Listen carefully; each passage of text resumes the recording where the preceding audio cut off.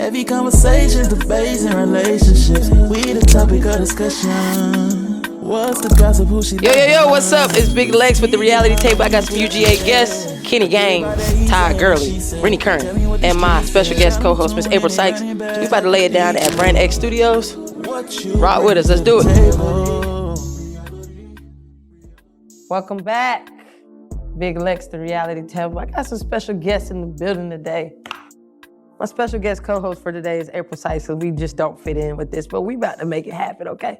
We got some Bulldogs in the building. Kennygaines, UGA basketball. Rennie Curran, UGA football. Mr. Todd Gurley, UGA football. How y'all doing today, people?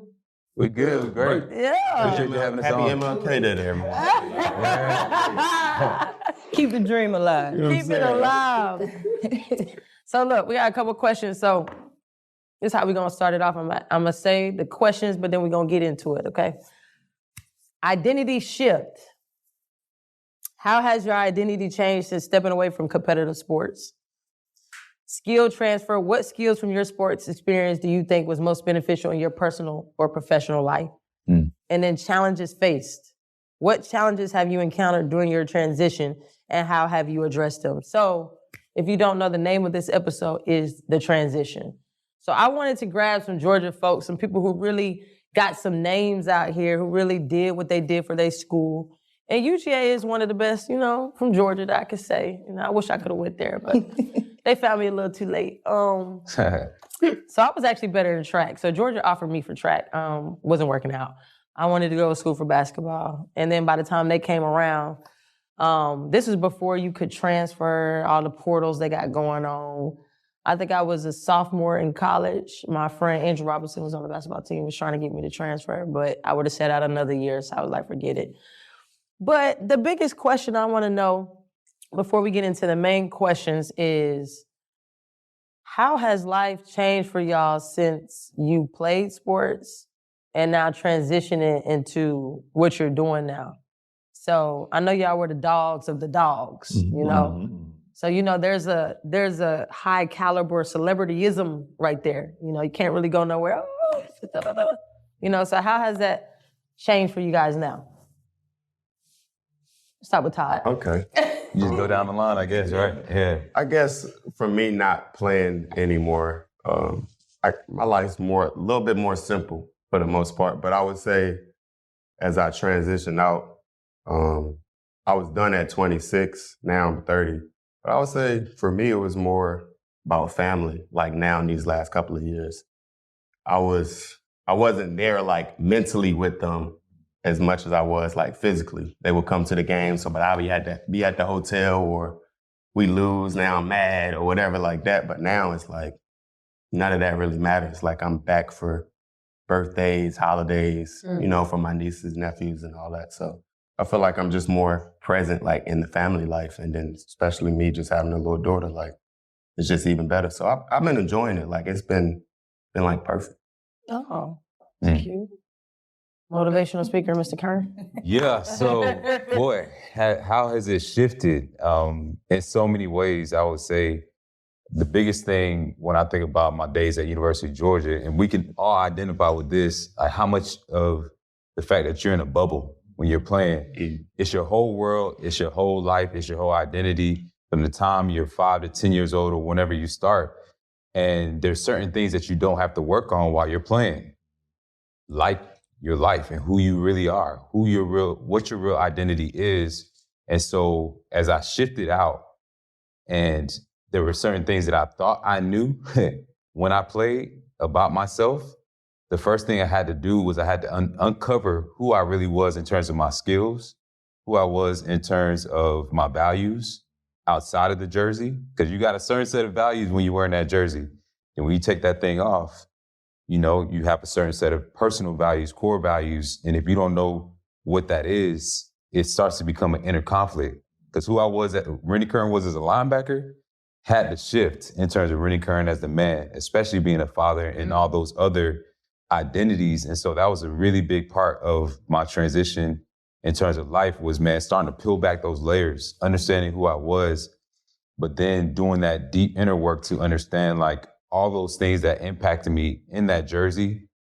And I'll give you a perfect example, like the fact that I was considered undersized in my position as a linebacker. So everything about me was about getting to the next level. Everything about me was about never being satisfied. But that created a lot of insecurities and things that impacted me in other areas of my life that I didn't even realize. And so a lot of work that I had to do was like understanding even those things that might have helped me in sports, but that hurt me in other areas of my life. So I could talk, for days about just how my identity has shifted, but I can say that I have much more clarity on who I am holistically, not just as a linebacker, but holistically as a man. That's one of the ways my identity has really, really shifted. And I really understand that I have so much more value than just hitting somebody. And that's been the greatest blessing. No, that's tough. Ms. Sykes. April Sykes here, a Scarlet Knight. My school was red and black too. Okay, let me just let everybody know that now. I played at Rutgers University. But I think just being like a top athlete and always being in that space where you got to be the best, and then like doing my career, I struggle with injuries. From being a young girl from a small town, Mississippi, I had this dream of just playing basketball. I didn't know where it was going to take me. I just knew I loved the game. And then when I got my injuries, I had to sit back and be like, damn, who am I? Yeah. And my auntie had this saying like, who you are is way more important than what you do. As a young girl, I used to be like, man, what I do is important. I didn't think twice about it until I really got the injuries and I saw how other people would treat me.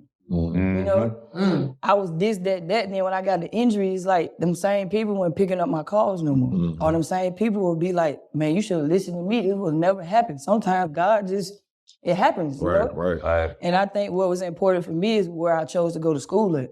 If I didn't go to Rutgers and play for Coach Stringer, who instilled at being like a woman, standing up in rooms, never making yourself feel small, and focusing on being a great person, a great human outside of just an athlete, I wouldn't be able to be where I am today.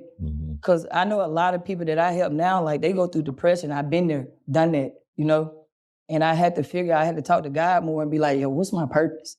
I thought it was to put the ball in the hoop. Yeah, I'm good at that, but I'm great at what I'm doing now because it fulfills me still. Because when I was trying to figure out like, damn, what I'm about to do is not going to make me wake up every day and be depressed as hell because I'm not able to run up and down that court.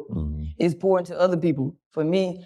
And I think a part of like just being that athlete, I'm still a competitor in my field. Right. I done retired, but I ain't really retired because I'm still in the game. I'm not out of the game. I train, I coach, I consult, I go watch games, I touch kids' lives. Like, Kenny got one of my kids at his team that texts me all the time, like, yo, coach, I get it now. I'm like, what you get? He just texted me the other day, like, I'm like, no, I need you to articulate, like, what you get. Oh, stop rushing. Like, it come easy once we figure out the game better. Like, that what matters to me, and that what makes me excited every day. So it's like, when I be trying to tell people, and we were just talking about this, it's the relationships you get in this shit, too. Yeah. Like, I can get in rooms, and I can be around people because they know my character. They know my personality. They know what my name hold, and it's just like, and it's respected. Like, I can go around a bunch of NBA guys, it's respect. Yeah. Because they know when I bounce that ball, no, she was really like that. Yeah. Facts. Like, you know what I'm saying? So I was just like, a lot of people don't figure that out until the back end. So you see a lot of us working at, I ain't knocking these like FedEx, like UPS or going back, and they don't know their identity. And I looked up this word one time, it was called like adolescent adult. Because when we pros and we high level athletes, everybody do everything for us. Right. When I injured myself when I was playing with the sport, I didn't know how to set up physical therapy. Man, I was showing up to physical therapy every day, not knowing these people charging me. All I'm thinking, like, I broke my tibia. So all I'm thinking, like, bro, I got to get back playing. And they just finessing me. They was like, you going to be back tomorrow? I'm like, yeah. I'm like, damn. Boy, I get that bill, it say $3,500. I said, what the hell I'm paying for insurance? And then I go ask the lady, she was like, oh, your insurance only cover twice a week. What? Why the hell y'all ask me if I was coming back? It's just like the little things that athlete, we don't know that. Yeah. Dentist appointment, like man. we don't know that in a professional too. Like, hey man, you set my appointment, when they gonna do my MRI? Everybody done stuff for us our whole career. And then when you get on the back end, you gotta learn life for the first time. Back to know, yeah. Like we ain't really grown when we in our profession. Yeah, we grown, we getting the money, we got the freedom and all that, but we not really adults until you get on the other side. And that's what I learned in being in that space. And like, that's why I be trying to get everybody to understand, boy, you don't even know life yet. Like it's different, for real. Yeah, not for real. Like, you don't know life. You don't know life. I think for me, the transition it had a really strong up and then a really strong down. When I stepped away from the game, it was during COVID. And I had battled coming back from 2 Achilles tears, which is crazy, especially in today's game. But COVID hit. I ended up starting a business KG Luxury Lease. I was renting out cars and doing Airbnb all in the same clique.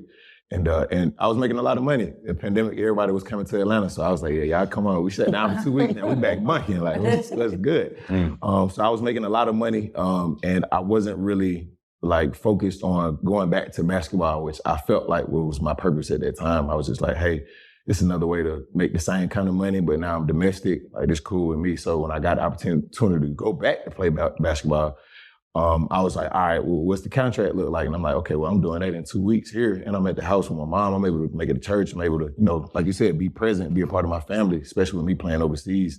There was a lot of things that I missed from holidays, Christmas, New Year's, even my birthday, because it's during basketball season. My mom's birthday, because it's 2 days after mine. Like, just a lot of things that I missed being overseas. So I was really happy that I was at home and able to make that shift work for me, and then ended up with a bad business partnership and ended up losing everything. And now I'm sitting at the point where it's like, man, I wish at least I was back overseas where I wasn't in the face of my people while I'm dealing with this tough time in life, because I ended up losing all my money, lost all my cars, all my properties, like everything. And I was like, wow, like at least when I was overseas and I was going through things, like nobody could see me on the day. Like they just saw whatever I put on Instagram. And so they were like, oh man, you had a good game, this, that, and the third. And they just living my life through the internet. Now I got to show up in the faces of folks, or I'm at church and people like, hey man, like your spirit down. It's like, man, yeah, I just lost 40K yesterday in the vehicle. Like, yeah, my spirit down. And stuff like that. So it had a really strong up and a really strong down. I'm glad that God kind of took me through both of those swings, just because it allowed me to really know who I was outside of basketball in a different way. I think I didn't really sit down and think about it, because for me, it was just a way to make money. Like, I always tell people, like, I never loved the game of basketball. I really liked it, and it was fun, and I liked what it did for me, but I never just had like a love for the game. So when I had to take a pivot, it was like, okay, cool. If I'm making the same amount of money, I'm really straight. Like, I just go work out, just stay in shape on my own, get up some shots for therapy. But now I ain't got to worry about really getting injured trying to make this, like a living for myself. And so God was like, I need to really take everything away from you so that you can really understand who you are. Outside of anything, money, basketball, relationships, this, that, and the third. I need you to really kind of develop that relationship with me. And so when he took everything away, that's kind of, the space that I ended up in, and which has led me to our purpose. Like, where we giving back to kids, using those experiences that we learned, me from being overseas, you in basketball, those lessons that we learned on the court, that we're able to kind of, tell kids like, hey, look, you can use this to be able to translate to life. Like, these same things apply. So I'm definitely in a much better spot now, and I love what I'm doing. And yeah, I'm just glad to be able to do it for real. Yeah. Black people love that. You gotta take it all in, though. For sure. Nah, I got a question for real. Like, this funny though. Everybody had that stage when they was like transitioning, right? Mm-hmm. What was like did you ever get like a regular job? No offense to regular jobs. I want people to not be wrong, because when you make a certain amount of money, you're used to a certain lifestyle, you have to transition into this different space. It's hard. Like, did you ever get like a regular job? I fought it. Let me answer that first. So let me tell you, the biggest, my story completely different than y'all's. Y'all all went to Georgia, Rutgers, but I went to McEachern High School. You know who he is. You know what I'm talking about? That's a right, maybe. Okay, so I played basketball, volleyball, and track. I was that G in track. Clemson, Georgia, everybody wanted me. But my heart was basketball. Mm-hmm. So I went to Gardner-Webb, hated it, transferred, went to Albany State just to play with my homegirl. That's really what I did. I wanted to play with my homegirl. She said, come here, took a visit. He offered me a ride, didn't even see the video or anything. Just offered me a full ride. Okay, I'm coming. So get to Albany State. She quit the month before I got there. Wow. So I felt like, what is going on? So at this point, I'm giving you the play-by-play because I'm like my story's kind of like a Rennie. Like I'm 5'4" and a half. Give me my half. And the thing is, everything matters. They ain't checking for 5'4", you feel me? So back then we in VHS. Okay, I'm sending my VHS tapes to colleges myself.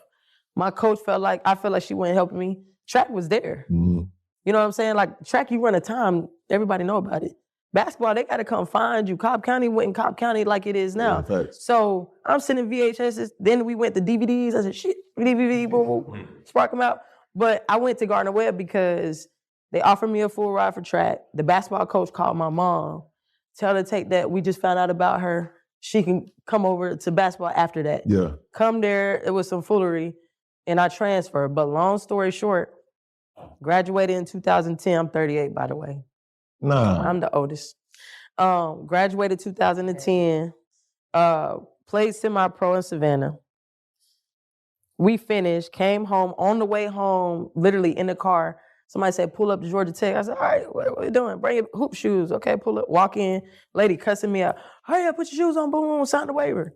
Practicing with the Atlanta Dream. Didn't know what I was walking into. They were in playoffs. Right after practice over, she said, look, you can say that you're on the Atlanta Dream practice team.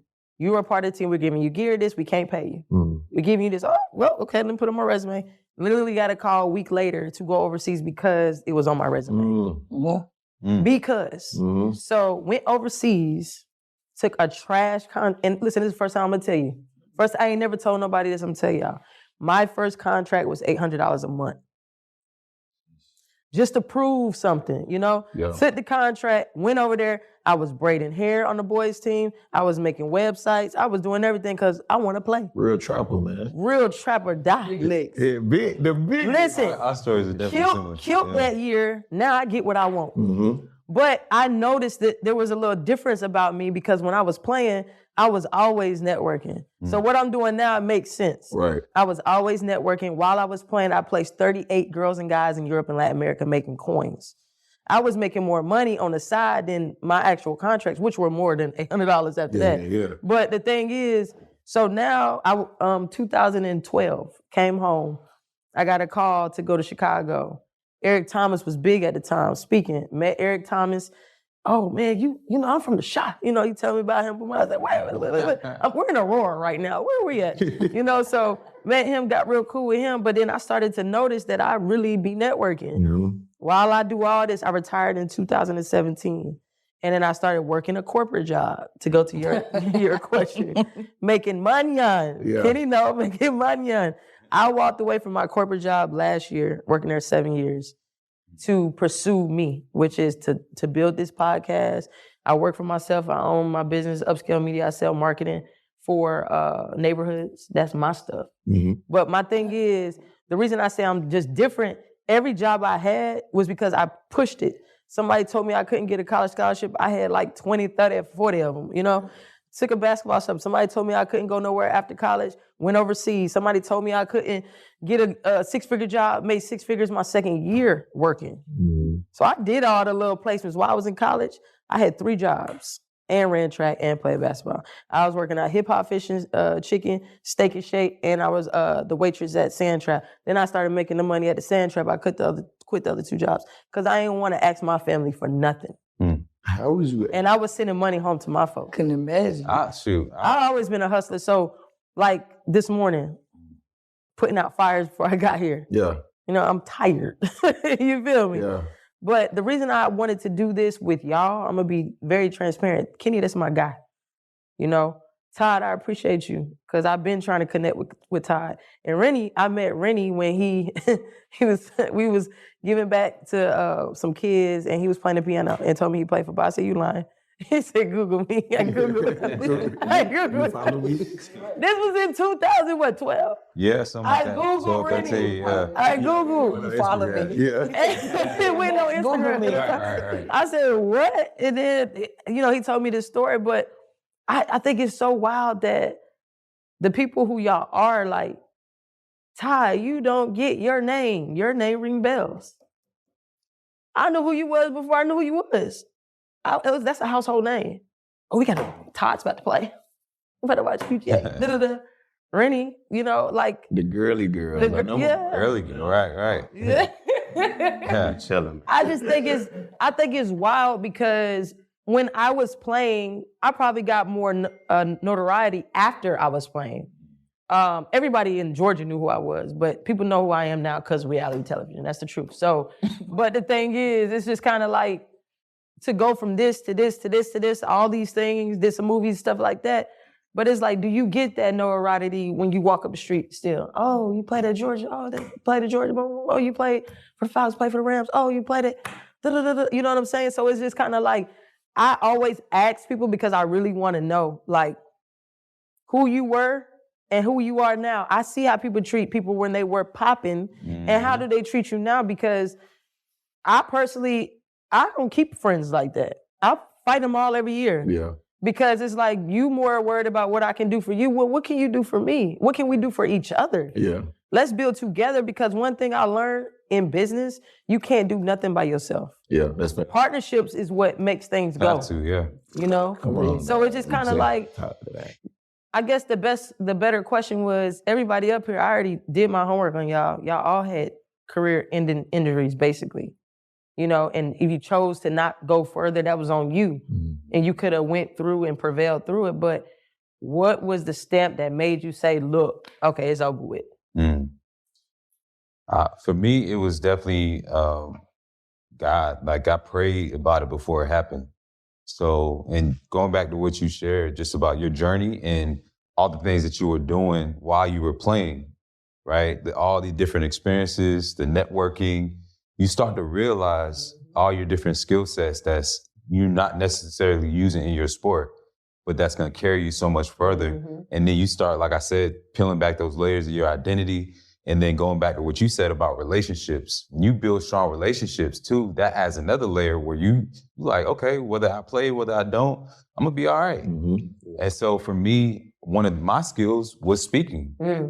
From the time I was in high school, and this is something I'm super passionate about. We all see the athlete that after the game, the reporter's like, so what'd you do on that play?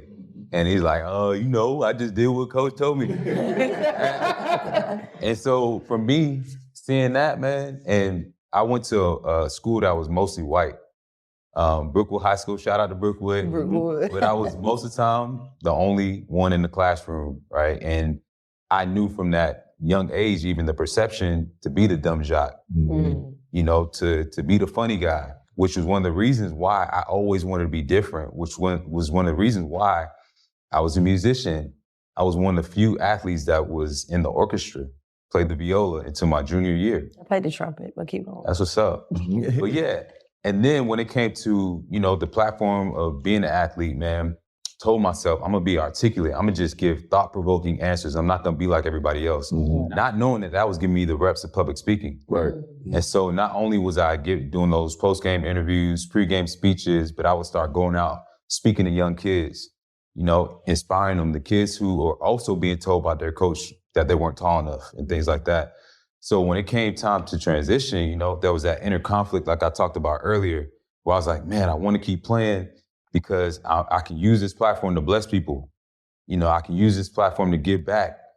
I'm able to help my family. My daughter, she's 3 years old at this time.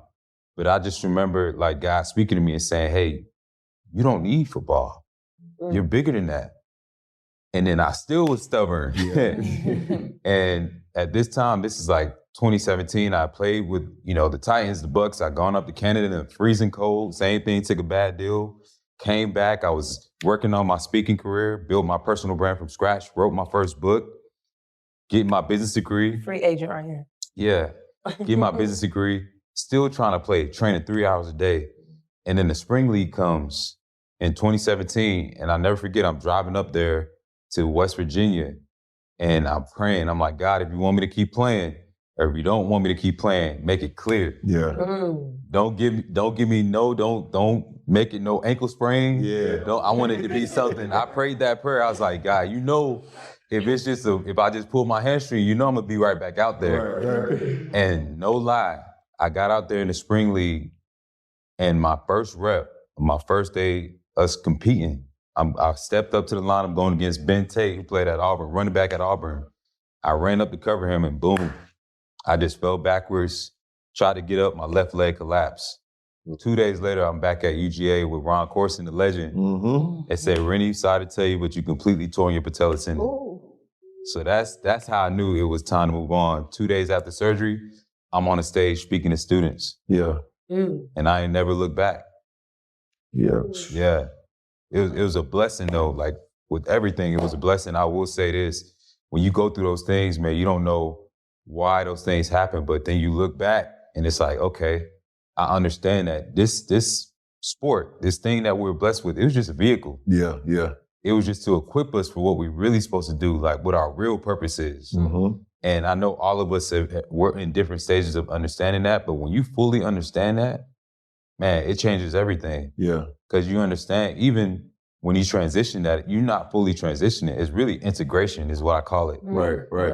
When you understand that you can take all these things over here and you can bring it into your next phase.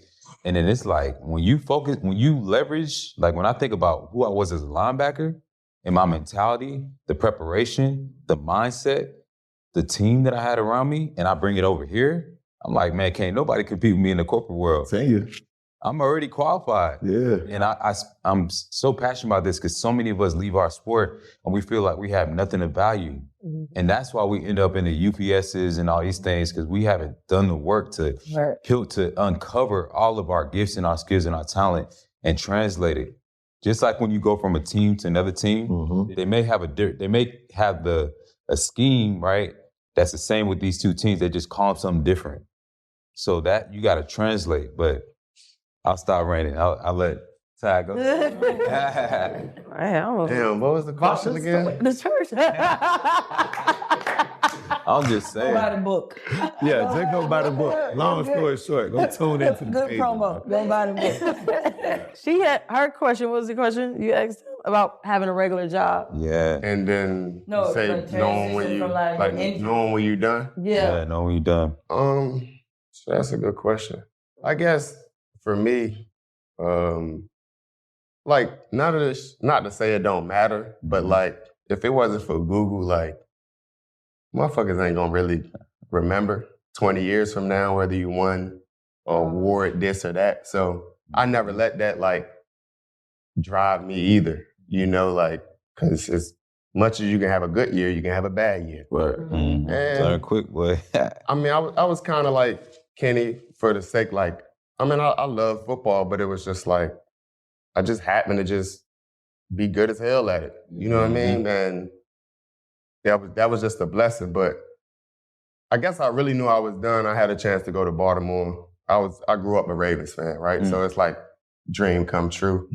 And I was just like, oh, okay. You know, like, so that was just already like what I needed to hear. And I think the COVID year, being around family and just being chill. But then also too, like, bro, my knee already fucked up. Like, what I'm gonna keep? Why would I keep fucking my shit up? Like, what? Seriously. Like to prove, like, what I'm like. Right.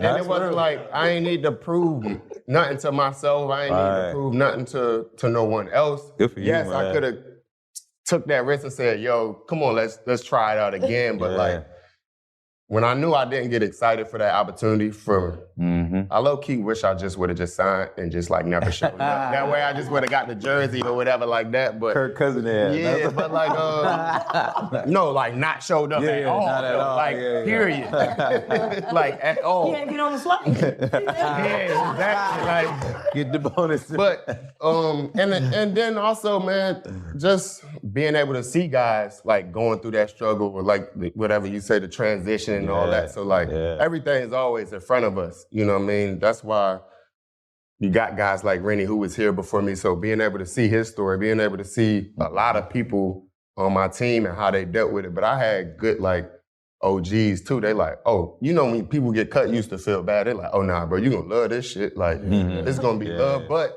I can only say that from my situation and how I felt in the situation that I was in financially, mentally. So I just felt like I just always just did a good job. I love to travel.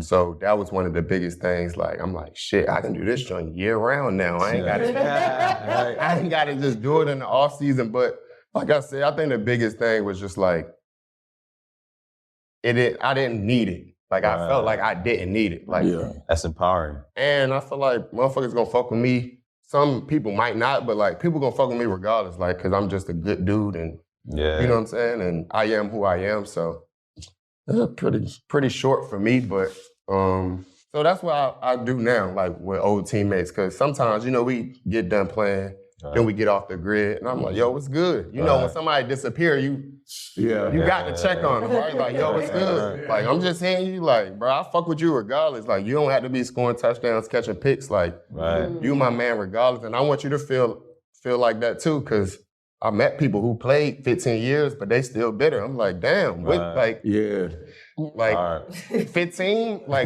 what more else? Like, I still got it. So it's like being able to see that, I'm just like, damn, bro. Just some people ain't never satisfied, no matter whatever they get, you know, for as money wise, whatever. And I always just been a fan of the game, period. Anyway, so I'm like, I just instantly turned into a fan. You know, first week of the NFL, I'm like, bet, we on. Like, got all my TVs on, we looking at the games and just being a sports spectator, but then also like balancing like not being like antisocial. Cause sometimes you just want to get off the grid and like whatever, but like people need to hear these stories. And that's the good thing about like coming on platforms and, you know, doing interviews, but just helping out the youth and letting them know. They're like, yo, why you playing? You need to be playing. It's like, well, nigga, you say running backs don't last long, so it's like, if I did 15 years, it's like, you gonna be telling me, get your old ass on and washed up, so I just let people know. Somebody else. Exactly, so, but like, I got to play a childhood dream. Seriously. I don't want to even say childhood dream, it's just like, I just happen to be good at it, you know what I mean? And I worked hard, but I feel like everybody else worked hard, you know what I mean? Like, y'all didn't work no harder than I did. Maybe some, but it was just all fun. Like I said, it was sports. I got to play it. Got to LA. I think LA spoiled me a little bit too. Got to live out there. I got a little bit more chill and relaxed. But nah, it was just, I don't know, it was just all love. And I was able to, you know, hear a lot of other people's opinions of how they felt when they walked away. And I think I got to gather like all that information and still doing it, you know, to this day. Yeah. You ever had a regular job? No. One of my goals was, as a matter of fact, I mean, earlier, like when, you know, working under the table and stuff like that for my dad and stuff up there in Baltimore during the summertime. But what I initially wanted to do, like, I'll be thinking of weird shit. Like, I wanted to be like a TSA, like, I was like people watching people like. You want to be like so. Take your laptop out the bag. Nah, I wanted to be the person like at the desk though, just seeing everybody like walk by and all shit like that. Yeah, like that. So, but nah, I never had a regular job, but that's been the biggest blessing, and I don't never take that for granted. You know what I mean? Like I always thank the Lord for. Like, I'm like, damn, how? Like, how and why me? I don't be trying to question it, but I'm like, I'm grateful that it was me. You know what I mean? Yeah, it's good. Wow. No regular job. You ever had a regular job besides speaking? Nope. And I did. What? Chill, bro. What you did? Chill. I'm like you. I'm a hustler. So when I was in the middle of trying to build, you know, my brand as a speaker and you know, leadership and life coach and all that stuff, I did take on odd jobs. And one of the things I realized, if you can communicate, you good. Yeah, like, no kidding. if you know how to relate to people, if you have emotional intelligence, all those different things, you know how to connect with people from different walks of life, you're gonna be able to get a job. So what I would do is I would work with companies as like a brand ambassador. I would sit in on meetings if they're trying to close a deal. That was one of the jobs I did, just a sales job. I also did some sports commentating on the side. You know, things like that. And then one of my first regular jobs that let me know that I was not cut for the corporate world was I worked in a warehouse my sophomore year in high school. And that was all I needed. I had one supervisor. Never forget that man.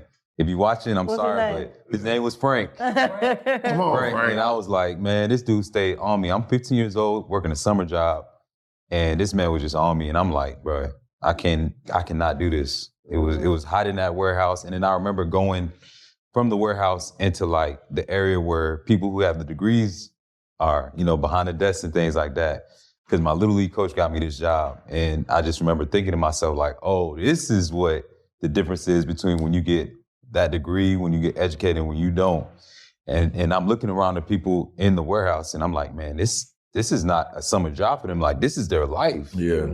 And that's all I needed to know was, you know, that this was not cut for me. That, and then I had a moving job. And so those two things right there, I was like, I got to be an entrepreneur. Yeah. Yeah. Yeah. Quick. Yeah, I got to be an entrepreneur. So, yeah. You worked at McDonald's? Absolutely. Work that make it easy? I've been, when I was cut from the league, went back to Mississippi, when they overcharged me for my damn PT. You'll think my whole time, but I should have went to Mississippi State. Maybe they would not charge me. Yeah. Hometown girl went out. But anyway, I was a pharmacy technician in my godparents' doctor's clinic and pharmacy. I got fired. I went and worked with Lex. She convinced me for 2 weeks to go work with her, scamming. Surprise, surprise. They don't know that's a real job. No, yes, that's a real job. So let me tell you this story right quick. Then I'm gonna answer your question about the injury and stuff. So Lex was like, man, you know, I be making da. She was a great salesman. Yeah. Great. How you think she got us all here? I be making, man, I do this, I roll out about 3-4 before lunch, man. I make $1,200 before lunch, man. Come mess with me. I said, all right, let me go try to lies. You know, I'm a curious person. People say it's because I'm a Leo. If you're in the horoscopes, you know, with Leos, we just gotta know shit. I gotta try, I gotta see it for myself and be like, man, you know what, that shit ain't for me. Pull up, Lex, they training me or whatever. I made probably like 2 sales. I hear Lex over there, I'm gonna call you back. Can I get you in for 2?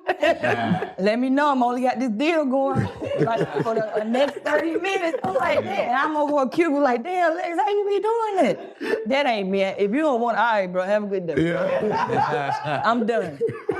So what I really realized, the corporate and like working for somebody else wasn't for me. I had to go get a consultation with my therapist back in Mississippi. I ain't been working in 14 days. I think I got like 1 paycheck. Yeah. Oh, I know what happened. I got my paycheck, and you know, I started the week after the first pay period. So I only got a week of pay. So I'm asking her, I said, Lex, why this all I got? This check said like 800, 900. I said, why they taking 300? Where they going? What happened to my 1,200 So before you know, you noon? used to making a certain amount of money. Like, bro, why this shit say $700? Like, what am I to do with that? So they was like, oh, you know, you just started working here. Like, you can't really go to your doctor's appointment. I look. Who can't go to their doctor's appointment? I said, Lex, I'm about to drive to Mississippi. I gotta go see my therapist. I gotta get another consultation with her. I'm not finna not go. I said, dang, people, they don't let you out work? that ain't how work. They don't let you out work. Like, that's not legal? I drove on the way back, kid you not, on the other end of Birmingham, about to get in Douglasville. They called me. Hey, well, we looked at your sales. We decided like you should have made like 10, 12 sales by now. We just decided we're gonna let you go. I'm like, y'all don't even know. I done let y'all go. You know what I'm saying? I went to the doctor. You not finna not let me go. Cause you know, in our world, it's like I got the free time. All I gotta do is wake up, go work out, and go to my doctor's appointment, handle my business. Like, you're telling me I already quit. Yeah. Like, you ain't firing me. Yeah, I'm straight on you. And like, I'm learning, I was like, can I file unemployment? Like, I don't have I ain't Lex, like, bro, I ain't tripping. I appreciate you, but that shit ain't for me, bro. Yeah. At all. Like, that was the funniest thing. Then you go at work. You go in there 8 to 5, you got lunch break, 12, take you 15, 20, 30 minutes just to figure out what you gonna eat. And you gotta be right back to work.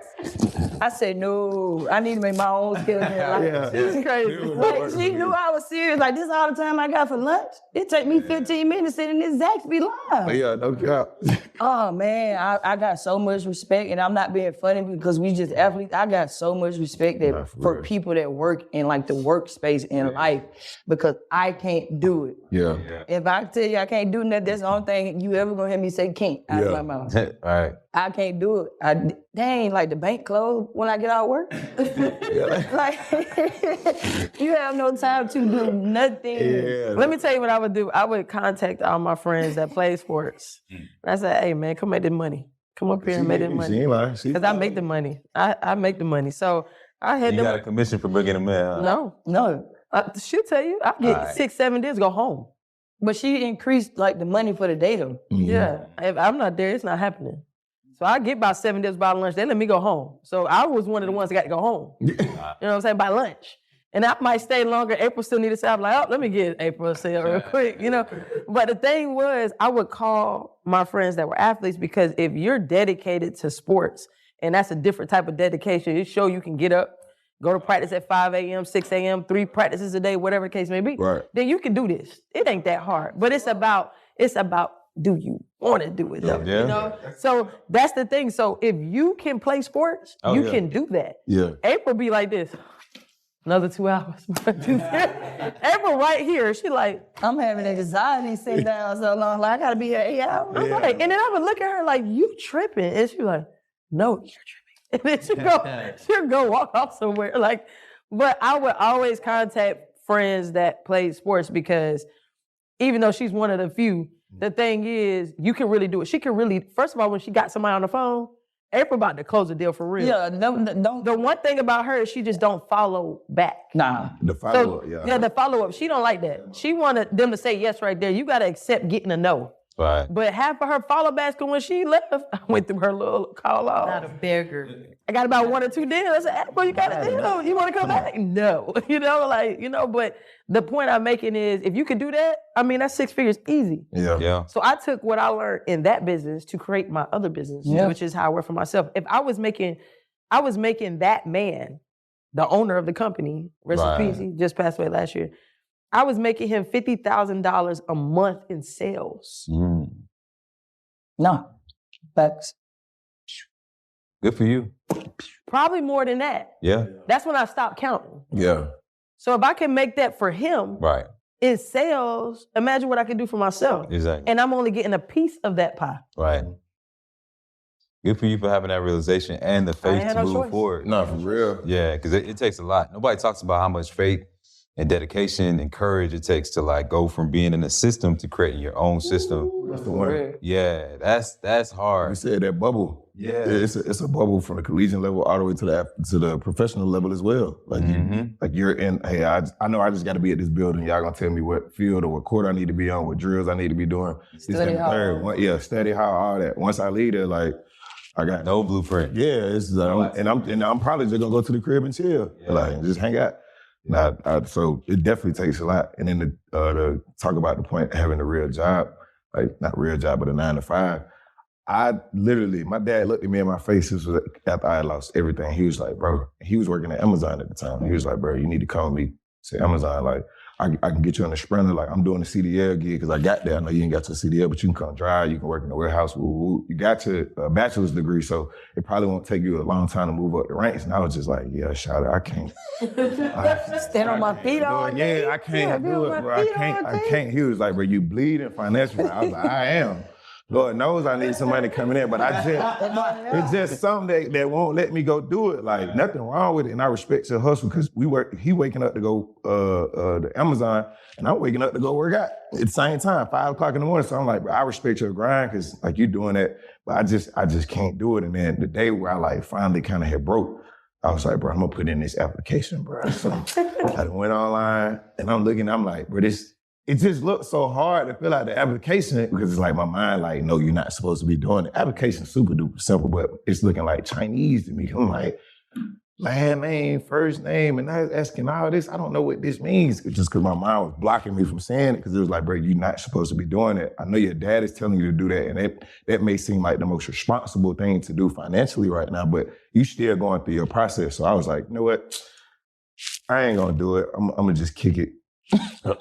he looking at me like, you kicking it, but you kicking it in my house, right? You ain't in your penthouse no more. You ain't got the AMG sitting outside, you asking me for my other car, and you eating my groceries. I need you to figure out something else while you kicking it. And I was just like, I need the Lord to come through with something. So ultimately, he had led me to being a graduate assistant at UGA, working with men's basketball. And I was like, man, that's crazy, because all that, I didn't want to work for nobody. I'm still having to go work for somebody. And that's a better gig and a better opportunity. Yeah, I'm getting my education doing it, this, that, and the third, but like, I'm still having to sit up under somebody. And I was like, all right, bet, I know Mike White. I played against him. You know, I done met him before, this, that, and the third, so cool. So that's going to be my boss. That's what my mindset was. Whole time, the director of basketball operations, he was 25 years old. Shout out Ben Gonzalez, man. He was 25 years old, and at this time I'm 28. And he was my actual boss. So I'm looking at this like, man, I got this dude who's younger than me. Like, it's no way he knows more about what I know about the game, about logistics, this, that, and the third. Like, there's no way, like, because he didn't play ball. He's just a manager that worked his way up the ranks. And the whole time, it was a lot that I actually learned from him on the logistics of the basketball side, to know how to just operate outside of practice times and sets and game. Oh, we gotta, schedule games, this, that, and the third. Like, being able to understand like the real inner workings of how a real basketball system works outside of the court. And I look at it and it's like, wow, like, as much as I told my dad I would never get a real job, I ended up getting a real job. It wasn't 9 to 5. I was kind of limited, because whenever we got a call or text from the players, we had to come get up shots. It might be 10 o'clock at night. He like, man, I got a lot going on in my mind. My girlfriend just broke up with me. I just want to shoot. I'm like, man, we got a shooting machine for that. What are you calling me for? Like, what are you talking about? But they needed that personal relationship. Presence. Yeah, that presence and just that mentorship and that big brotherhood. So then after I graduated, obviously started the academy prep, my prep school up in on the north side of town in Johns Creek and Sewanee. Shout out to my community. But I had to like learn how to be in that real working space before I could set the space for people to work for me in. So I think that was good what you said, because all of us, like, we were really good. All of us got an ego, right? Mm-hmm. So I think when I got injured, like, I was doing boys prep over at Core 4. Nobody knew this, I had already tweaked my knee in like pickup. Mm-hmm. So I didn't go overseas the first half. So I decided to get into like training and boys prep. I always wanted to coach and train, so let me do this. Yeah. Picked up a contract to go to Egypt for playoffs. First playoff game, I go out there, try to chop out, hyperextended, blew my whole knee out. This is my 5th surgery that I'm about to have. 2 weeks later, this is where Kobe died. All this happened at once. Mm-hmm. Crazy. Kobe had just passed.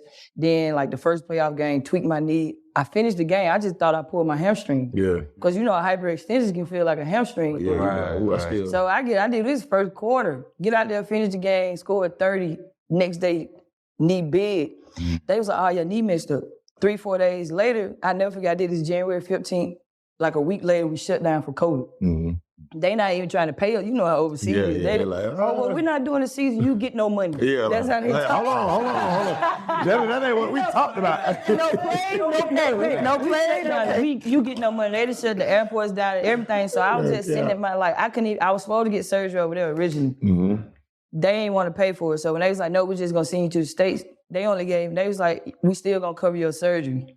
The equivalent to a surgery over here, probably 30, 40, 60. Over there, they was giving me $5,000 to come back with for surgery, right? Kids don't know this.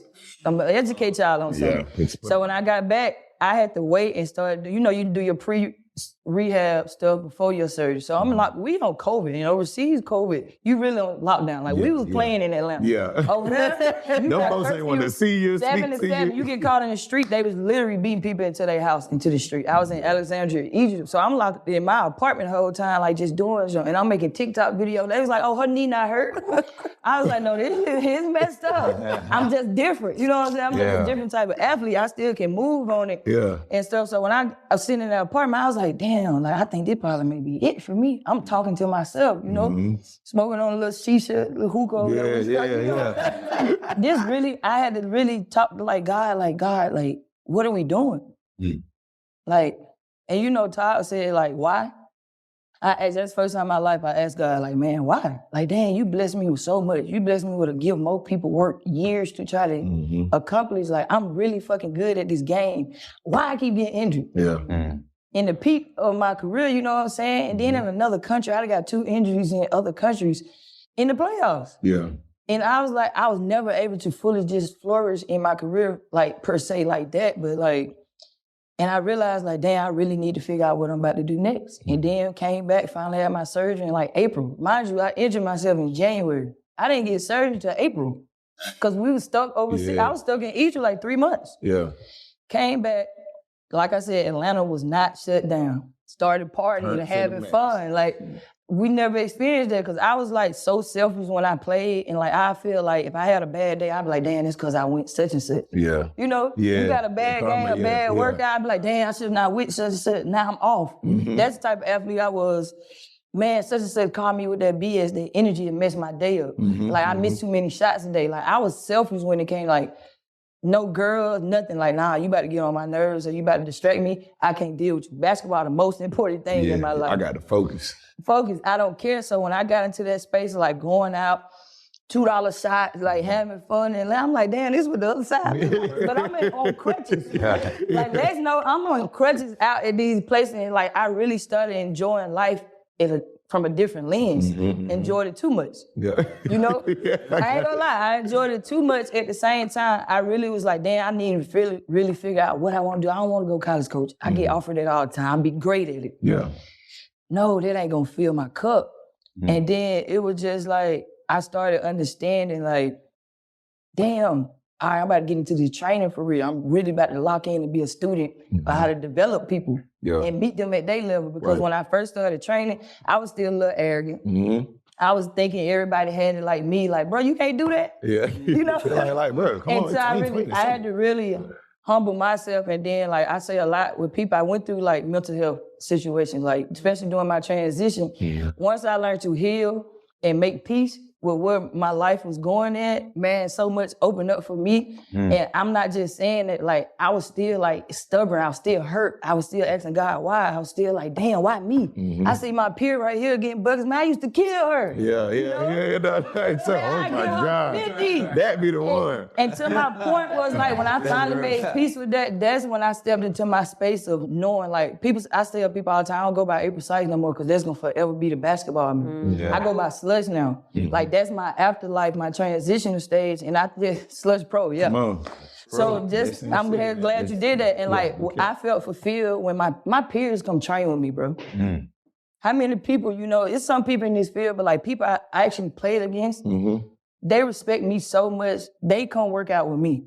That's dope. It's different training kids, but when you got your peers coming to get they really understand that value. And be like, man, you was really like that. People just don't know because you had the injury. And as a kid, I was like, man, I don't never want to be a has-been. That messed with me too. I'm pretty sure all of us went through that. Like, man, you used to be, I hate when people like, man, you used to be such and such. Boy, I still do that. You feel me? Like, no, I hurt myself trying to do it. But you know what I'm saying? I can still get to, like, I know you probably can still knock somebody out of the block. Yeah, I'm about to say, you can still Black get a Thanos hole, over you know, there. and go yards and stuff. And like, when I made peace with that, man, I was content in life. But then I was like, damn, like, I really love this. Like I said, man, I gotta go watch these girls play basketball. I love going to the game, pulling a little side. You know what? You'll be better if you just, you know, you gotta work a little more. I ain't like everybody else that's telling you you're good because they lying to you. Because all of us have been told no up here. And that's the biggest challenge with everybody that's been in our space that, oh, I'm good, I'm this, ain't nothing bad gonna happen to us. When you get told that first no, that's really good. What you really about? That's like Mount Rushmore that fell on top of you. And like people think I'm exaggerating, but when you just getting told no, and you're not used to that. Especially when it's out of your control. It's out of your control. Like, dang, like it takes a part of you. And like, that's why I was like doing my transition through the injuries and stuff. I had 5 surgeries. Would have had 6 if I would have got my elbow put back in place. But I was just like, I'm different. Like I said 2025, I was gonna big myself up when nobody else gonna do it. Like you know what I'm saying? Man. I'm different because like I done came back from injuries and still can do stuff that I done seen it tear other people down. And they not the same. People like, damn, how you still such and such? I don't know, bro. My mindset is kind of like, at first when I get an injury, I'm like, I gotta prove to them that I still can do this. I still belong. And to the point, I just realized it was just really just me. Like, I'm gonna get on the other side of this. Like, I'm a menace when it comes to that. Like, your pain ain't my pain. I'm different when it comes to that. Like, I still can get up and down the court and still play and do whatever I need to do. And most people get one injury and they done because they mentally can't do it. It ain't your body. It's like mentally, and then I say going to Rutgers, like, I know I'm up here with a lot of Bulldogs. But like playing at Rutgers with who I play with, she put that in us. And you know, I'm from the country. I'm from Mississippi. I grew up with like cows, chicken. Y'all tell me, y'all cow tipping when you were young? You used to No, boy, my granddad, boy, you get a whooping where I'm from. You remember them cows. And it's just like, and I started having fun too. Like, it was like at pros, you don't supposed to be on no ATV. You can't go surfing. Yeah, okay, With the sport, they was like, well, you know you don't supposed to do that. I was like, what? Can't do what? Oh, you get a fine if you get, and then I started enjoying life. Like, I can go mud riding, I can fall in the mud pit, I can, the four-wheeler can run over my leg, ain't nobody finna find me, you know? And you start really enjoying life on the back end of it. And I'm not gonna say it was easy. All of us went through that depression stage, but like, for sure. If you understand life and get on the back end of it, you're gonna be straight. I'll tell you. And I ain't just making it up because I've been through it. Like, I done cried. I did not want to watch basketball.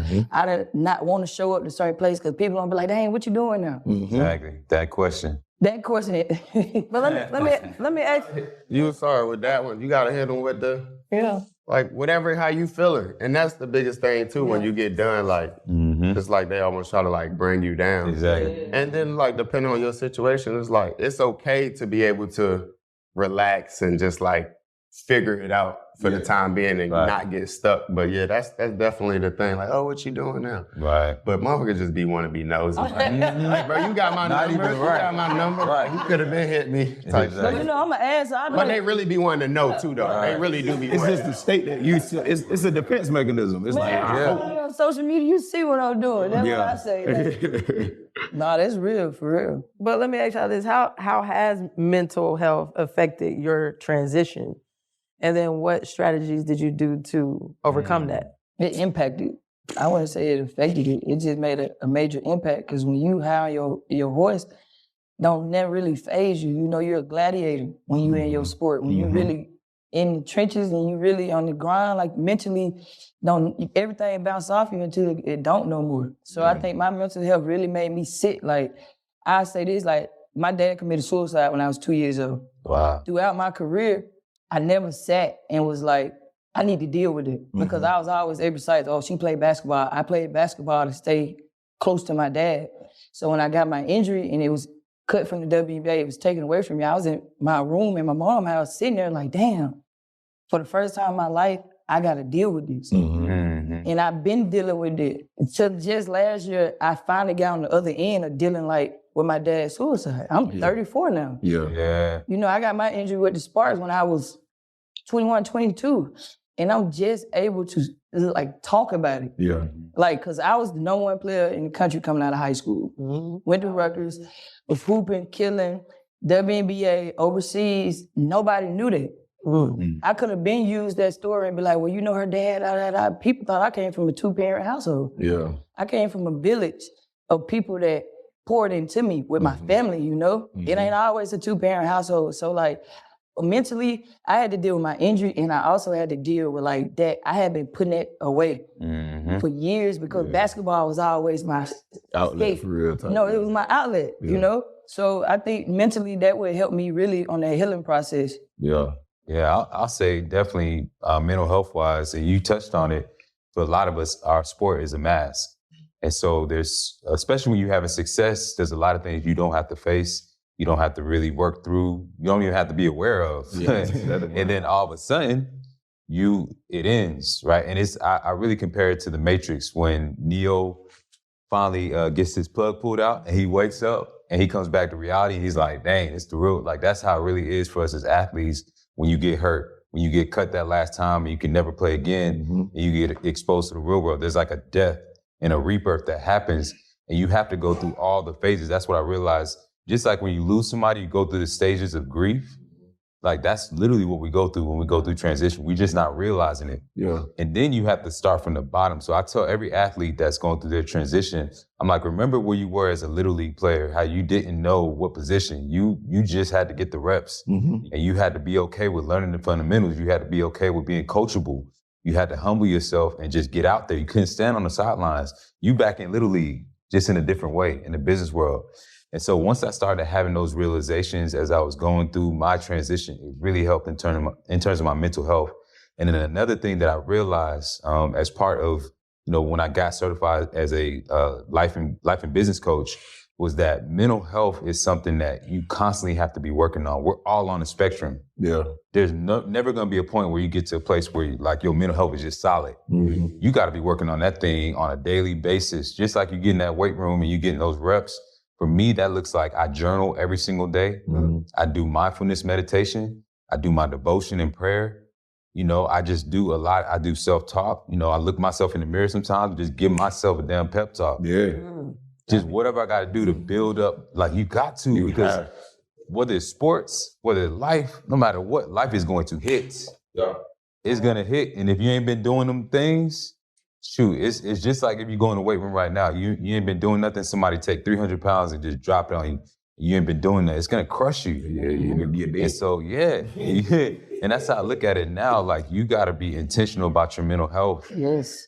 And a lot of us aren't, especially as athletes, because we so busy doing the skills over here, but rarely do we have a coach. Like, now things have changed, Right.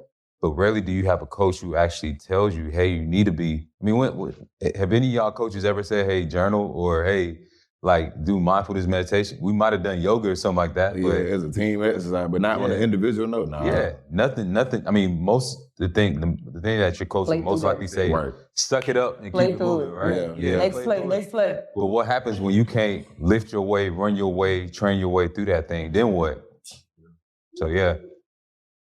No, like, piggyback like what you just said, though. It's never just like, I'm fine, right? Because tomorrow something can happen. It can happen, close relative, a friend or whatever. Mm-hmm. But I think just like for me, being able to just always just have that balance, like I said, the gratitude, my faith, but then also like looking at it too, where it's like, all right, we got 365 days out of the year. It's like, I'm always reaching for more great days than bad days, So if I can look at it like that, I'm like, you're not, and someone's situation can always be worse, but that's neither here nor there. I think just having these conversations about it, because I feel like it's more common now to have these conversations than what before. Even just us talking right now, it's just like therapy, good, bro. but everyone got a story too. Yeah. And like just much like, I guess people should be hearing my story, people should be hearing your story, like everyone's story. So you always did a good job of like, you know what I'm saying? Like a guy that was just outside looking in. We probably haven't had much conversations over time, but like everybody see what you're doing. You know what I mean? That, people see what you're doing, and it's always love from afar. Oh, you yeah, know, from 100%. friends. You don't have to talk to people all the time. So I appreciate you saying that, bro. Yeah, I think just like me, it's the family. Like family and traveling. Sometimes the traveling fuck me up because when I go somewhere and I come back, I'm like, back to reality. Snap back to reality. Back over there, but I think just the family is just really just like keep me grounded, man. And my mom used to say this when I was playing, at the heights of my career, like, you don't have to play if you don't want to, and I always had like we gotta speak great, on that, like boy. a great family support. Like my family ain't like never been no headache, thank God. Yeah, they probably was shielding stuff, like hiding stuff maybe from me, but like, to keep my sanity. But as far as like real deal problems, like they always held it down and it's always been solid. So I think being able to have that support and really just spend a lot of time with my family now, man, that just kind of helped me out. If I didn't, I think that would mess with my mental health more. Yeah. Like if I was missing out on a lot of stuff, especially now that I know that I had that time. But like, it's just, every day, every day. Every day's a battle, man. But I think as I mature and get to that age, it's like, all right, why do I smoke? Why do I drink? You know what I mean? Like trying to figure out those, but like being aware and like really balancing it out too, right? Like just, it's an everyday thing. Like, every day, bro. It's real shit. Nah, I think for me, I really, really, really had to lean on my faith. Like, I stayed in church. It seemed like we had and my mom is the bishop and founder of our church too. So it seemed like we had a revival every Friday during that time. And I was at every altar and I was at every altar call. Like I said, I was bleeding financially, but I kept sowing those seeds every time, whether it was a guest speaker or whether it was my mom, and they had a special offering, call for a special offering. I always gave, even when it didn't make sense. I remember specifically, it was one revival night, And the guest speaker was like, I feel led to raise up $100 offer. Everybody has to give $100. And I'm like, I'm looking at my bank account. And I'm like, I got to make that payment on the AMG in about 3 days. If I do that, I'm going to have about 200 left over. So if I get 100 now, I'm going to have 100 left over. And then I ain't got no money for the insurance. Yeah, I don't know. And the last call, I just feel like God kicked me. I'm like, you know what, let me get my cash out together. What I'm sending this? Amen. And it was it was kind of like just like a weight lifted off me in that same moment as soon as it got sent. And it was just like a peace. Like nothing changed financially. Nobody came and said, hey, look, I want to speak this word of encouragement into you or something like that. Like nothing changed. It was really like just a piece of God that just came over me. It was like, bro, I got you. I see what you're going through. I know you feel like I'm not with you because you done lost everything and every day things are getting worse. But trust me, I'm with you. Like, just stay with me. And I'm like, all right, I'm staying with you, God, because at this point, I done came so far with you. If I turn now, I could have just not did stuff I was doing. I could have not gave them offerings all them other times. I would have had the money. So I'm like, at this point, like, I got to just stay tapped down with you. So I just stayed in church, man. I prayed. I had a deeper prayer life with God. I obviously had gotten closer to my mom outside of our mother-son dynamic and stuff like that. But I really just was intentional with how I wanted to operate as a Christian first, because I'm like, all right, cool.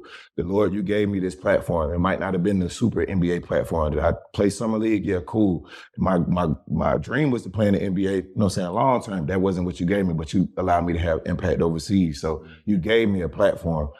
I did what I wanted to do with it. Now you're calling me to do what you want to do with it. So you know what? I'm going to stay out my own way and just whatever, God, however you want it to look, just do what you need to do. Cause I'm tired of trying to figure it out on my own. I keep hitting my head on the ceiling. I got a headache at that point. So it's on you. And literally that just being hands off and not trying to control things, like controlling the thing that I can control, waking up, giving God glory, and whoever I'm around just having some type of positive impact, regardless of what I'm going through, because who cares what you're personally going through? Like somebody, you might be able to pick somebody else up even when you're in a down moment. So just being able to play off that and finding light in myself and finding encouragement in myself, giving it to others, because nobody knew I was going through what I was going through at that time. Right.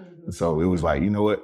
I'm gonna just focus on the positive and let that be that. And that's what kind of helped me get through those times of just forcing positivity and forcing the winning mindset. Like I might be losing behind the scenes, but in front of the scenes and to everybody else, they don't need to see that because I could help anybody at any moment. So I just want to touch on briefly what you guys both, I mean, we all kind of shared on it, but the importance of your foundation, man. Mm-hmm. Like your upbringing, your parents, what they value and what they instill in you, how that helps, man, when you get to those transition points. Yeah. The values the core values that you have, I look at them like guardrails, because we all gonna go through those moments in life that shift us and that pull us. And if you got those right guardrails, meaning your values, your faith, confidence, self-worth that comes from home, man, it don't matter how far you shift, you're gonna eventually get back straight on course. Yeah.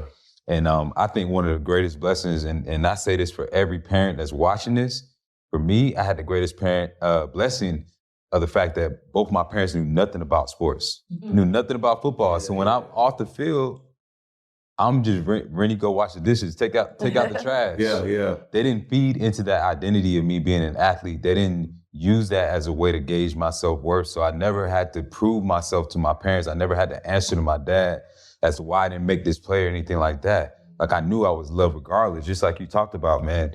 And for every parent that's watching this right now, man, do not build up your child's identity to believe that they have to score, or they have to get the scholarship in order to feel like they're valued. Mm-hmm. Because it is so damaging when it's time to walk away. And I see so many athletes that struggle because like that's all they are. And that's who their family and their parents built them up to be from a young age. By the time they're 5 years old, they're already posting highlights. Mm-hmm. And it's wrong, man, because so many of us don't make it. Even if we do make it, how long does it really last? Right. You're going to be a person a lot longer than you're going to be an athlete, man. So as a parent, you're doing your child a disservice if you build up their entire identity to just be an athlete and to think all they're good for is just to perform. Mm-hmm. So yeah, I had to get that out my chest. You get no scholarship at 5 years old in 5th grade anyway. Well, these days, they're gonna be burnt out before then. My thing is, even if you do get it, bro, we all know, even if your name, Tom Brady had to walk away, you know, like. Yeah, no, like you said, you're a person, like you're a regular person much longer than you are an athlete. Like, focus on that part. Yes, that's my favorite saying. Yeah, you could do both. Yeah. It's just, but like you said, that's a big thing to the parents though, making sure that they don't push that on the kids. And I even have to, you know, like for myself as a father of a young boy, shoot, he liked to play sports, but I had to make sure, hey man, like, you know, you got your race cars and your dinosaurs too. Like, don't just keep swinging the bat and throwing the ball at me. Telling me, let's play catch. I'm like, man, put the batteries in the thing. Let's go ahead and do that too. Like, you might want NASCAR, you know what I'm saying? Because who knows? Like, but I don't want to like funnel him in a certain direction or like try to like, well, you got to do what I did or you got to try to be better than me. Right. Be whatever God called you to be. Like, you might be a doctor, scientist, who knows? The top lawyer in the family, hey man, whatever. But I just want you to be good at whatever you're doing. Be intentional in what you do for sure. Be intentional. The last thing I'm gonna say, I tell a lot of my kids, I love the game of basketball. Like, I just fucking love it. Yeah. Find a passion in something outside of your sport. Right. It's gonna take you far in life. My passion was, I was a film major at Rutgers. Like, I like theater. Like, my personality and everything. Like, find you something else that you're passionate and love just as much as your sport, and you'll stay level through life. Yeah. Like, that's my biggest like advice to anybody. Find you something else that you like to do. If it's Legos, go build goddamn Mercedes-Benz stadium, Lego. You know what I'm saying? Like, find you something else you love, because you get consumed by your sport so much. And you realize that's when you talk about, you don't know your identity. Right. Once you're done with it, like, just find you something that you purely, if it's music, dancing, don't let people say, well, you know, you just a basketball player, you just a football player. You need to focus on it. No, you don't. Yeah. You've already been blessed with that. Yeah. Go find you something else that you can pour yourself in. Education. Like, I was at school, I was one of them smart, I call myself one of them smart, not dumb, but like, I was intelligent. I did enough to get by, but like, I'm really smart. Yeah. But I knew like basketball was like my focus. I just sometimes did enough to get by until I got to college. And I realized, damn, it's cool to be smart. Yeah. I can go study with, oh, you want to go study? Yeah. You know what I'm saying? Like, it's cool to get your education and get your education in something that's going to help you throughout life. Because I know a lot of people struggling right now. And I'd be like, what you want? They done playing. Dang, what was your major? I majored in criminal justice. What you want to do with that? I don't really want to do nothing with that. Okay. So and we go to college. Some colleges point you in that direction. Like, make sure you take control of your own life too. Yeah. Because you can go to school on scholarship and they say, well, you know what? We practice doing this time. You can't take that class. Right. Let's change that major. Make sure you know what you want to do. Because what I'm doing now, like, even like with my slush talk and my training and all that, I went to school and I learned about that, like business and like communication classes and all that. So I tell kids all the time, make sure you get your education in what you really care about, and don't be just taking no BS because you just want to have your GPA together. Yeah. But I will tell you this. You know a lot now than what you did when you was doing it. Because if I could change the hands of time, I would have majored in something else. I did just enough to make sure I was eligible to play, to make sure I got to school. I did just enough. But then when I got to school, I started thinking about other stuff, like college. Like basketball it just wasn't just basketball no more. You know, I'm playing track. I was better in track. We won everything in track. But the difference with our upbringing, I feel like my dad made me play basketball. But I hated it my first year. I was like, man, I suck. Like, I hated it. But he put that in me the very next year. I was topping everything in basketball. Like, nobody could tell me nothing. You know, but if my dad didn't do that, I wouldn't even have had the passion I've had for basketball all the way up until I retired. But now you can't make me go dribble no more. Get it away from me. Yeah. You know what I'm saying? Because once you take a step back from playing, it's like, I don't care for basketball no more. Like, I care enough to coach some pros, because I don't want to deal with nobody else's kids. Right. They don't listen. Like, the way they got things going on these days, I'm sick of it. Yeah. The transfer portal, the messed up dedication, the people do what they want. They go to a new college every year. They play as soon as they transfer. Like, it ain't no getting it in the dirt no more. It ain't no, we riding for our school, because you make somebody mad, they gonna just transfer to your rival. Ain't no consequence. You know, it ain't nothing, and it's causing kids not to work as hard. Yep. Because now kids are getting that bag in college. You know what I'm saying? When you're giving kids money so young, what they got to look for now, they want to play 4 years because they're going to get more money in college than when they go to the pros. Like, you know what I'm saying? But I just think that even though my dad pushed basketball on me is why I loved it. And then I didn't want to go home. I just wanted to people, I love people. I like to talk. So I was like, I don't want to go home, you know? So I just jumped in everything else. Volleyball, track, ended up being better in track. And then it was just like one of them things, like, what we doing? And my dad was my biggest fan. I can say that. Made me do the trumpet. I said, man, I don't play no trumpet. And then I ended up being in the symphonic band, one of the best ones. You know, but I can really say I'm a girl dad because if it wasn't for my pops, I wouldn't be who I am today. Because I see how he moved and I kind of mimic him. Yeah. You know, so I think that it's easy to tell somebody something now because you done went through life. But when you in that prime, when you young, can't nobody tell you nothing. Nah, that's real. You know that. Like, can't nobody tell you nothing. But I think I'm one of those people now that I would go to the younger people, hey, look. And I even give them my story, look. Let me tell you what we was doing. We was running the streets. We was doing, going to Waffle House, going to East West Connected Movies. We doing all this. None of that mean nothing. I don't hang with none of them folks no more. Right. I might talk to two just to see what they doing, because I'm nosy. That's what Facebook for. Yeah. You got your Facebook friends, you got your Instagram friends. But I might just chop it up just to see what they doing, but I ain't gonna hold you. I would drive past my high school or drive past the movies because it made me feel like, dang, man, I was 12 years old.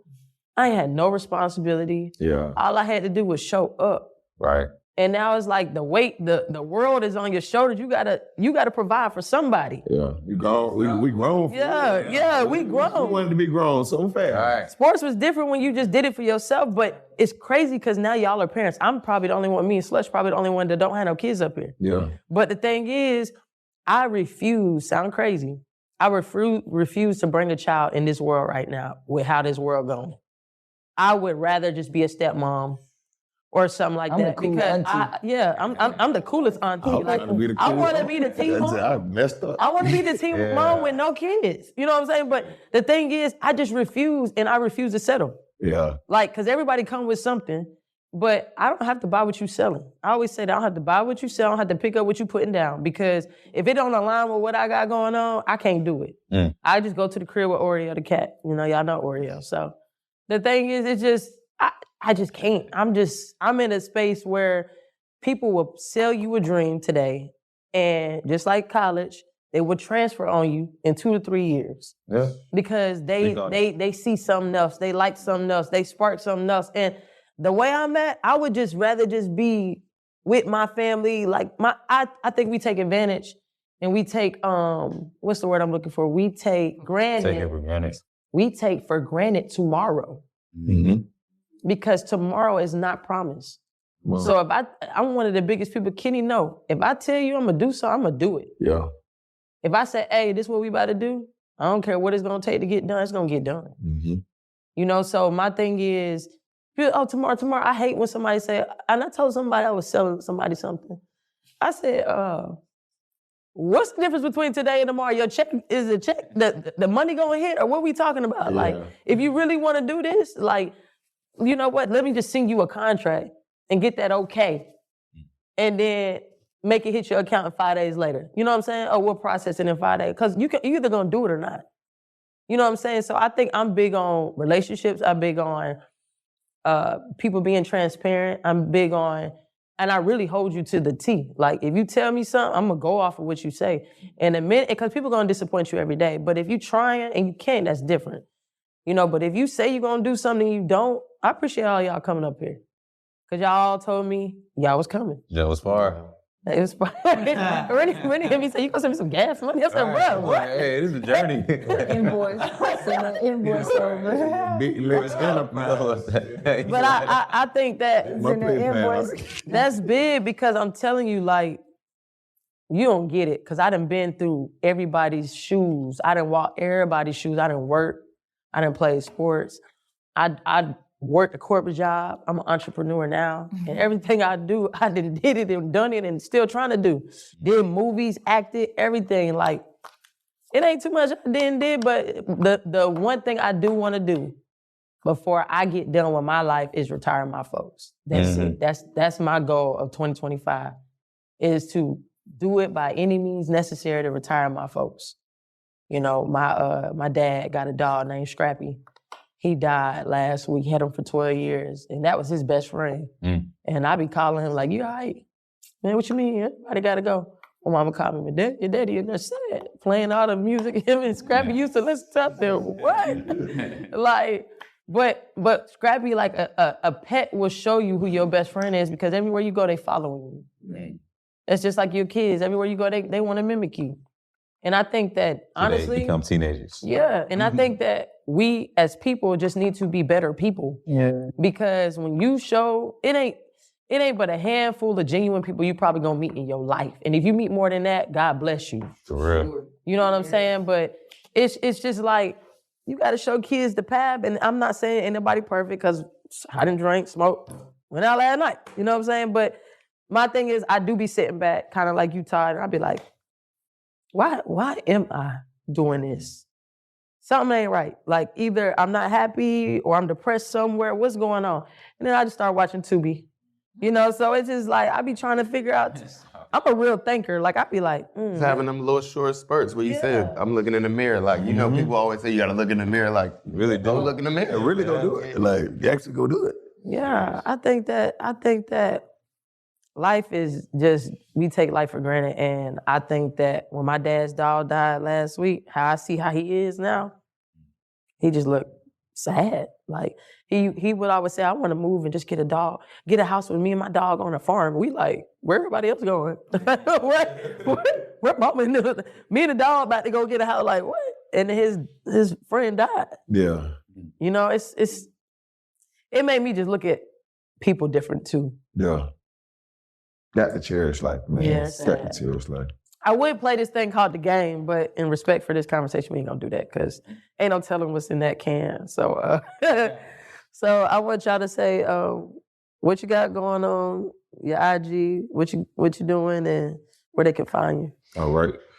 Well, I am the founder and head coach of the Academy Prep. It is a nonprofit that I run out of Sewanee, Georgia. We're on the north side of town. A great group of kids, great staff. We started a great program that's impacting a lot of kids. Y'all ranked what this year? Right now, we're currently ranked number 33 in the nation. Shout out to my squad. But a great team, great staff, partners, and everybody else who's involved. I appreciate everybody who's helped us to get to this point, because it's not just me, the guy talking to you in the camera. And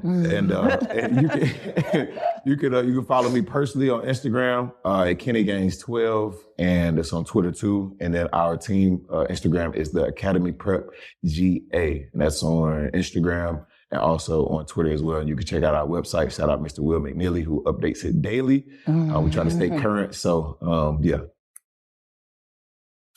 Well, Slush, I got a lot going on right now. I got like 12 Instagrams. I got my clothing line, Sykes and Rennie, at Sykes and Rennie on Instagram. I got my Slush Pro, at Slush Pro 24 is my training page. I do a lot of consulting work. I help people run their camps. I mentor kids. I help athletes transition into being a professional, into a college student, etc.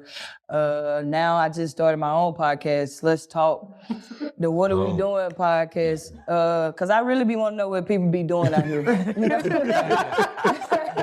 I got a lot of questions. Like, I'm very intentional with, like, what are we doing? So y'all make sure y'all follow at Let's Talk, What Are We Doing pod on Instagram. It's going to be a lot of content and, like, my perspective on how I feel about where the game is going, just entrepreneurship and just the empowerment of our game, especially the women's game, and how it's elevating right now. So I'm going to be giving my my input on that. And, you know, I think I could, my personal page is at Slush24. It's just Slush, Sykes24. You put in Slush, you're going to find me, all right? So for me, my main bread and butter is I am a keynote speaker and corporate trainer. So I speak on leadership, teamwork, high performance to companies, associations from every industry, healthcare, education, financial services, government, and then also schools, of course, through the school assemblies, district leadership, convocations, graduations, all that. I'm actually speaking, which is crazy. Just God is just good, is all I can say. But I'm going to be the convocation speaker, graduation speaker for the Terry College of Business for Georgia. This May. Yeah, I seen that, yeah. Crazy, bro. Crazy. Yeah. Dang, that's hard. Crazy, right. So that's my main bread and butter. Outside of that, I'm also a certified high-performance leadership coach. So I work with entrepreneurs, I work with executives, and I mainly help them with personal development. So anything from goal setting, time management, work-life balance, personal branding, and then public speaking if they either want to overcome the fear or they want to just do it as an actual career and monetize it. And then the last thing that I do is I have a membership community called the Sports and Business Network, where I bring together athletes and business leaders to create opportunities for connection, collaboration, and empowerment. So we do networking events. We also have the online community where we exchange job opportunities, internship opportunities, and we just try to empower each other. Because I feel like we don't leverage each other enough. Like it's a lot of us, man. I tell athletes this all the time. We spent our whole entire lives on a team, and then when we get out, we try to be Lone Ranger, isolate ourselves, and try to take things on. So I'm trying to create a community where we can really recreate our team and just, I don't care where you played at, Rutgers or wherever, we all got to share it. No knock against y'all. But wherever you played at, whatever sport you played at, we all got a shared experience. Right. Yeah. We all know the grind, we all know the transition. So, and then we're all trying to make it, man. So why not leverage each other? And then we got businesses that want to work with us. They know the cloth that we're cut from. And a lot of them want to hire athletes and they want to be in the same rooms with us. So that's what I'm also trying to create as well. My most important job is I'm a father. My daughter's 16 years old now, which is crazy. She plays volleyball. So yeah, just trying to be the best man for her. And like you talked about your dad, just trying to give her the blueprint for life and what to expect from a man as well. My Instagram is at Rennie Curran. My website is renniecurran.com. So, yeah. Got you. Yeah, you can find me on X, Twitter, TG3, and find me on Instagram, TG400. But then also you can find the foundation, official MADE Foundation. MADE stands for Making a Difference Every Day. Stay tuned for that for 2025. Revamping the website right now. So what else I got going on? Doing a lot of NFL. International ambassadorship, so I've been traveling doing that. Put me on, bro. You my girl Tracy. What else? Just new dad, so been doing that, balancing that. Been a little other national. We love fathers, man. And obviously, all the tragic wildfires out there in LA. So I just want to send my prayers to everybody out there, that was impacted for that. But really just want to this new year, keep inspiring the youth, because Lead the youth, man. You need it. it kind of goes back like the conversation we were just having, like stuff shifted, but like they the future, you know what I mean? So just being able to instill everything that we learned. And I love the way that how you was breaking stuff down, like going to the kids like, yo, you can be better, but you can do this. So I'm like, damn, I need to really be doing that too and just sitting back. So really just reaching out a lot more to younger guys in my situations, because what's the point of a Todd Gurley if you can't reach up and pick that phone and because I see a lot of situations where I might have been in that situation or a lot of us been in them situations. So definitely been doing a lot better with that of just like, yo, you gonna hear this. Like, you know what I'm saying? You gonna hear this whether you wanted to, but I'm like, I gotta let you know. Yeah. And let guys know like, yo, prepare for this future, whether it's disability, whatever that, when you're done with the lead or, making sure you seeing these therapists, making sure you writing everything, you going to rehab, you doing this, that way it's on file. So when you get done, they can't play with you. You know what I'm saying? Everything is on file. So being able to just give them the game. Get that game. But, it's like, that's why we here. You know what I'm saying? That's why we here. It really is. That's pretty much it though. But yeah, I appreciate y'all. Just chopping it up today. Thank you for having me on.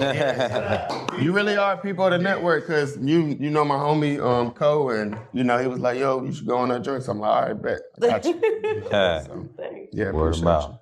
I will tell all of y'all this, that you never know just your conversation or who you are as a person, you reach out to the right person that would change their whole life.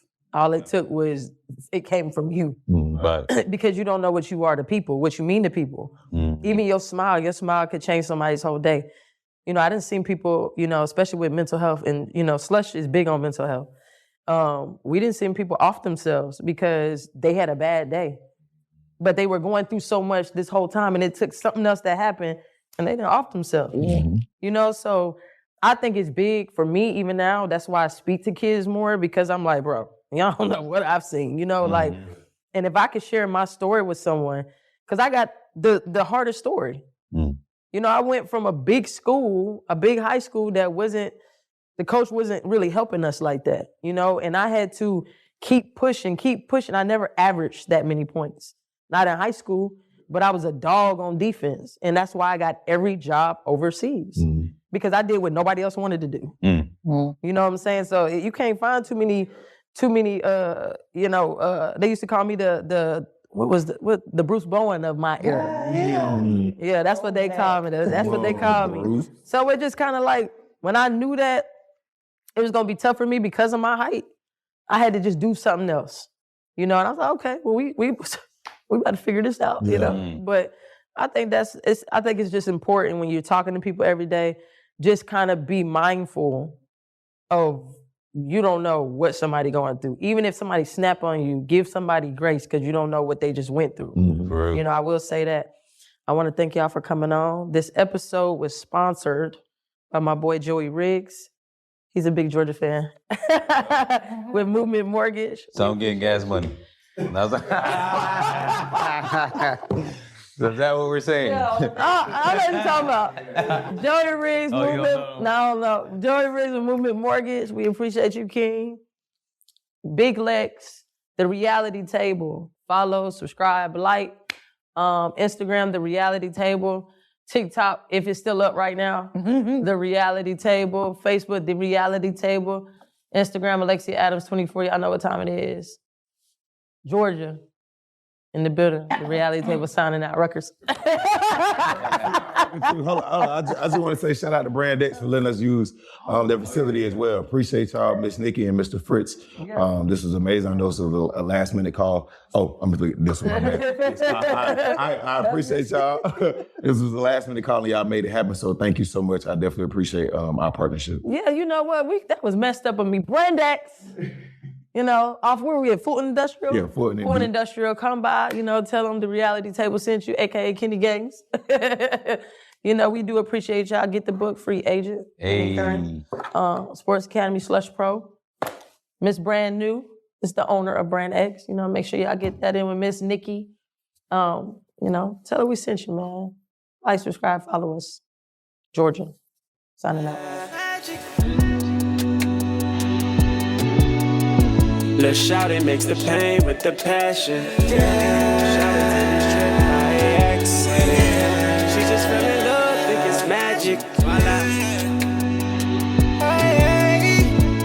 Anything you want, I made it happen. Learn from the past, left the